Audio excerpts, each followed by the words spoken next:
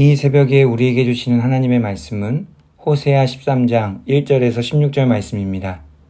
하나님의 말씀을 봉독하겠습니다. 에브라임이 말을 하면 사람들이 떨었도다. 그가 이스라엘 중에서 자기를 높이더니 바알로 말미암아 범죄함으로 망하였거늘 이제도 그들은 더욱 범죄하여 그 은으로 자기를 위하여 우상을 부어 만들되 자기의 정교함을 따라 우상을 만들었으며 그것은 다 은장색이 만든 것이거늘 그들은 그것에 대하여 말하기를 제사를 드리는 자는 송아지와 입을 맞출 것이라 하도다. 이러므로 그들은 아침 구름 같으며 쉬 사라지는 이슬 같으며 타작마당에서 광풍에 날리는 쭉정이 같으며 굴뚝에서 나가는 연기 같으리라. 그러나 애굽 땅에 있을 때부터 나는 내 하나님 여호와라. 나밖에 내가 다른 신을 알지 말 것이라. 나 외에는 구원자가 없느니라. 내가 광야 마른 땅에서 너를 알았거늘 그들이 먹여준 대로 배가 불렀고 배가 부르니 그들의 마음이 교만하여 이로 말미암아 나를 잊었느니라. 그러므로 내가 그들에게 사자 같고 길가에서 기다리는 표범 같으니라. 내가 새끼 잃은 곰같이 그들을 만나 그의 염통 거풀을 찢고 거기서 암사자같이 그들을 삼키리라. 들짐승이 그들을 찢으리라. 이스라엘아, 내가 패망하였나니 이는 너를 도와주는 나를 대적함이니라. 전에 내가 이르기를 내게 왕과 지도자들을 주소서 하였느니라. 내 모든 성읍에서 너를 구원할 자 곧 내 왕이 이제 어디 있으며 내 재판장들이 어디 있느냐. 내가 분노함으로 내게 왕을 주고 진노함으로 패하였노라. 에브라임의 불의가 봉함되었고 그 죄가 저장되었나니 해산하는 여인의 어려움이 그에게 임하리라. 그는 지혜 없는 자식이로다. 해산할 때가 되어도 그가 나오지 못하느니라. 내가 그들을 스올의 권세에서 속량하며 사망에서 구속하리니 사망아, 내 재앙이 어디 있느냐. 스올아, 내 멸망이 어디 있느냐. 뉘우침이 내 눈앞에서 숨으리라. 그가 비록 형제 중에서 결실하나 동풍이 오리니 곧 광야에서 일어나는 여호와의 바람이라. 그의 근원이 마르며 그의 샘이 마르고 그 쌓아둔 바 모든 보배의 그릇이 약탈되리로다. 사마리아가 그들의 하나님을 배반하였으므로 형벌을 당하여 칼에 엎드러질 것이요 그 어린 아이는 부서뜨려지며 아이 벤 여인은 배가 갈라지리라. 아멘. 오늘은 하나님의 걱정이라는 제목으로 하나님 말씀 전하도록 하겠습니다. 하나님께서는 북이스라엘을 사랑하셨습니다. 그들이 복받고 잘 되기를 바라셨죠. 그런데 정작 상황은 그렇게 되지를 않았습니다. 북이스라엘에게는 심각한 문제가 있었기 때문입니다. 그 문제는 바로 우상 숭배였습니다. 우상 숭배 문제는 북이스라엘이 처음 시작할 때부터 있었습니다. 여로보암 왕이 세운 금송아지 우상 때문이었죠. 하나님께서 북이스라엘의 우상 숭배 문제를 심각하게 걱정하셨습니다. 선지자들을 통하여 이 문제를 해결하려고 여러 번 말씀하셨지만 해결되지 않았습니다. 우상 숭배 문제는 북이스라엘의 시작부터 끝까지 계속 이어졌고 결국 북이스라엘은 이 우상 숭배 문제 때문에 망하게 되었습니다. 우상 숭배의 가장 앞장선 지파가 바로 에브라임 지파입니다. 하나님께서는 에브라임 지파 이야기를 가장 먼저 꺼내시면서 말씀을 시작하고 계십니다. 1절 말씀입니다. 에브라임이 말을 하면 사람들이 떨었도다. 그가 이스라엘 중에서 자기를 높이더니 바알로 말미암아 범죄함으로 망하였거늘. 에브라임 지파는 북이스라엘에서 가장 유력한 지파였습니다. 강력한 영향력을 발휘하는 지파였죠. 그런 지파가 우상 숭배에 앞장서다가 망하게 된 것입니다. 하나님께서는 우상 숭배하는 에브라임 지파와 북이스라엘을 가만두실 수 없었습니다. 하나님의 공의로 바로 잡으셔야만 했죠. 하나님께서는 눈물을 머금고 회초리를 드신 것입니다. 그러면서 하나님께서 과거에 대해 말씀하시는 내용이 나오는데요. 4절 말씀에 보니까 하나님께서 이스라엘을 애굽 땅에서 구원해내셨다라고 말씀합니다. 하나님만이 이스라엘의 참된 구원자라고 선포하시는 것이죠. 그리고 5절, 6절 말씀에 보면 하나님께서 이스라엘을 광야에서 인도하여 내셨음을 말씀하고 있습니다.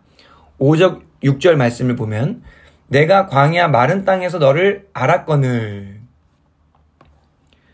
그들이 먹여준 대로 배가 불렀고 배가 부르니 그들의 마음이 교만하여 이로 말미암아 나를 잊었느니라.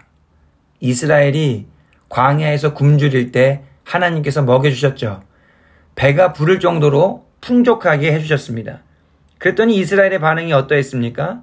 그들의 마음이 교만하여 이로 말미암아 나를 잊었느니라. 결핍을 채워서 만족하게 해주니까 감사하고 기뻐하기만 한 것이 아닙니다. 마음이 높아지고 결국에는 하나님을 망각했다는 것이죠.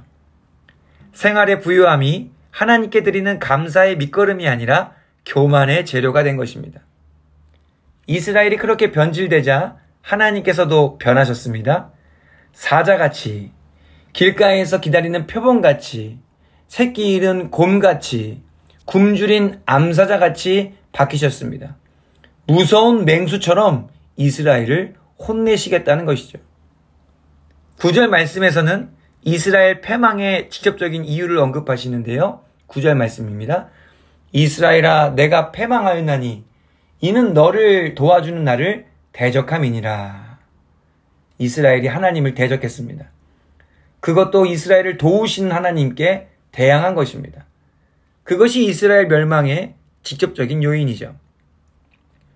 우리는 북이스라엘이 했던 일련의 흐름을 통해 중요한 영적 원리를 깨달을 수 있습니다. 하나님의 도우심으로 부요하게 되었다가 교만하게 되는 것이죠. 그러면 하나님을 잊습니다. 하나님을 잊었다는 것은 하나님이 뒷전이 되었다는 것이죠. 신경 쓰지 않고 무관심해졌다는 것입니다. 그러다가 어느 자리에까지 이르게 되느냐? 하나님을 대적하는 자리에까지 가게 되는 것이죠.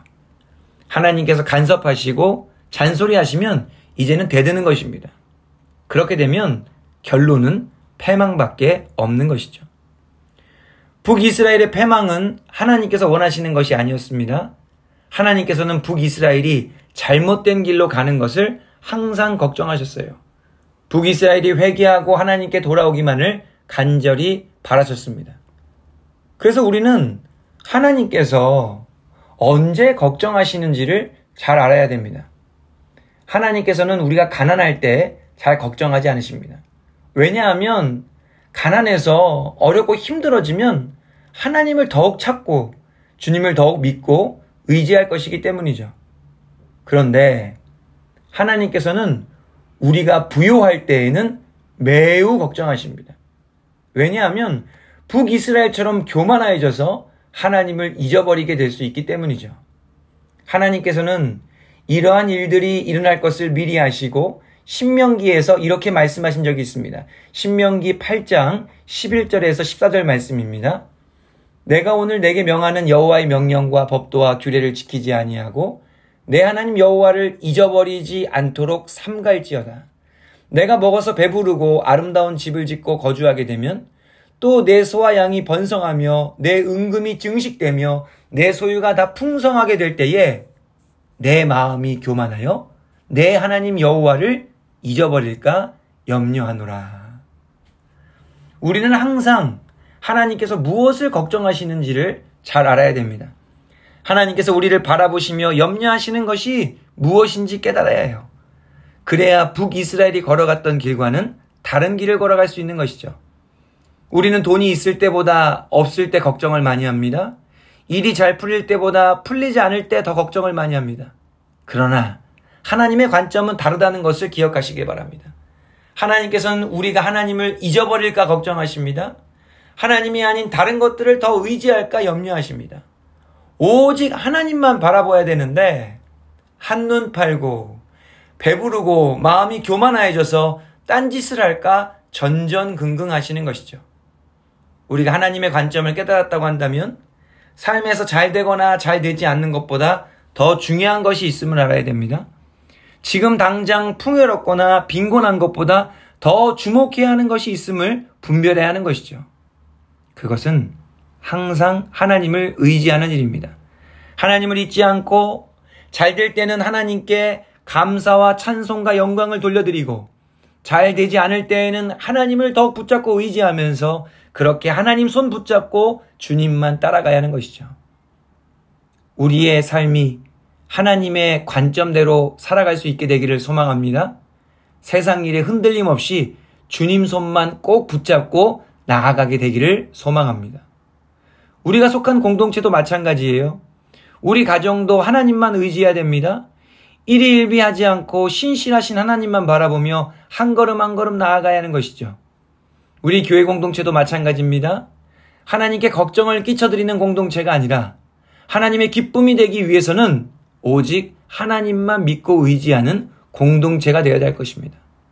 어떠한 상황과 형편에서 인간적인 방법이나 세상적인 것을 의지하지 않고 오직 하나님께 더 간절히 기도드리는 공동체, 그러한 공동체를 하나님께서 기뻐하십니다. 왜냐하면 우리 하나님께서는 하나님을 의지하는 것을 가장 기뻐하시기 때문이죠. 이 새벽에 하나님을 온전히 의지하심으로 기도하시길 바랍니다. 그리하여 하나님을 기쁘시게 드리고 하나님의 도우심을 풍성하게 누리며 살아가는 저와 여러분들이 되기를 간절히 바랍니다. 기도하겠습니다. 자비하신 하나님 아버지, 감사를 드립니다. 말씀을 통하여 하나님께서 걱정하시는 것이 무엇인지, 하나님께서 바라시는 것이 무엇인지 깨닫게 하시니 감사드립니다. 북이스라엘처럼 배부를 때에 실수하지 않는 저희가 되게 하여 주시옵소서. 언제나 주님만 바라보며 근신하고 깨어있는 저희가 되게 하여 주시옵고, 항상 주님의 은혜에 감사하며 말씀에 순종하는 복된 삶을 살게 하여 주시옵소서. 그리하여 나 자신의 삶을 지켜내고 공동체를 바르게 세워가게 하여 주시옵소서. 하나님의 마음을 기쁘시게 드리고 하나님의 풍성한 도우심으로 날마다 주 안에서 감사하고 기뻐하며 살아가는 우리 모두가 되게 하여 주시옵소서. 예수님의 이름으로 기도하옵나이다. 아멘.